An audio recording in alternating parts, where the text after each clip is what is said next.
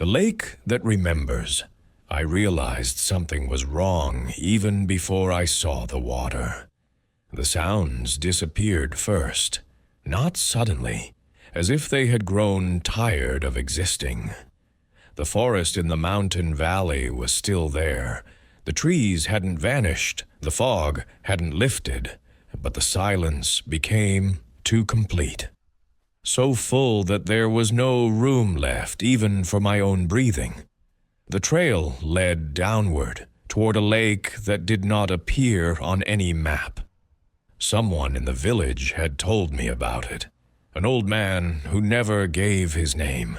He only said, "You shouldn't stare at it for too long. It remembers." I smiled back then. Mountains are full of strange people. But now, as the forest fell silent and the fog stopped moving, I remembered his words.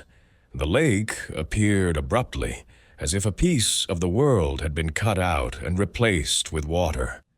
The shore was too even, too precise. No birds, no insects. Even the wind had stopped, as if it were afraid to touch the surface. The water was dark. Not black, deep. The kind of depth you don't want to look into because it doesn't reflect you. It looks back. I stopped, and in that moment I understood that I had been standing there for a long time. Time hadn't disappeared. It had stretched like wet fabric. Every second weighed more than it should have. I heard a splash, not on the surface, from inside. The water didn't move in waves, but in slow distortions, as if something beneath it were carefully reshaping it from below. I couldn't see anything. I could only feel that something was there. Not a creature. More like a memory that didn't want to be recalled. I leaned forward, and I saw the opposite shore. Not a reflection. Another shore. There was a forest there, but older. Broken trees. Moss hanging like skin. And among them, people. They weren't moving. They stood like memories no one ever checks. I recognized one woman. She was from my past.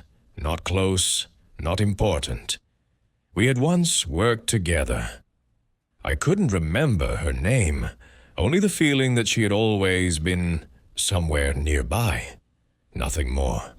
Her eyes were open, but she wasn't looking. The water stirred more strongly.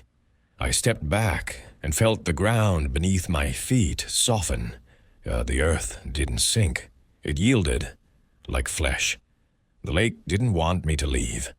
I heard a voice, not outside, inside my head, but not mine. "You've looked long enough?" I didn't answer. I understood that answers didn't matter here.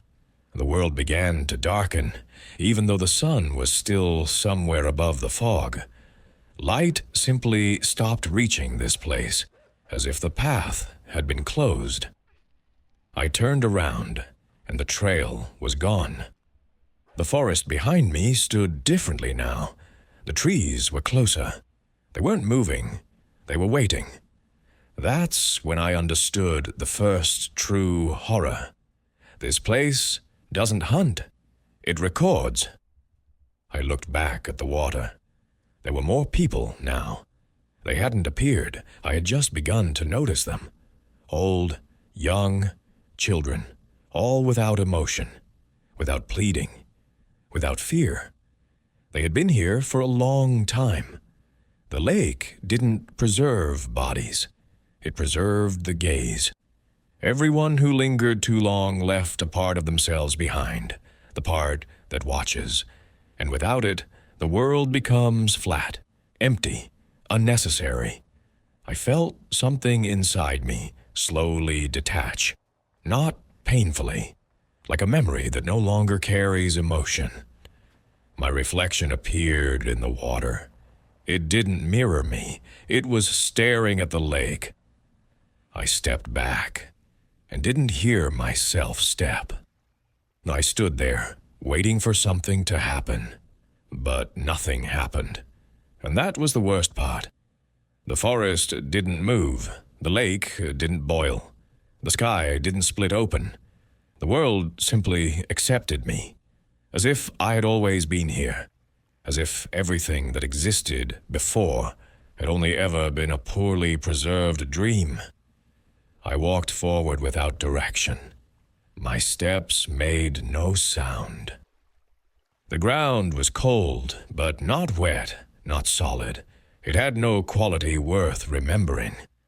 I turned around several times, and each time the lake was closer than it should have been. I understood. I wasn't walking away from it. I was moving inside it. Time began to behave strangely. Thoughts didn't finish. Memories came without order.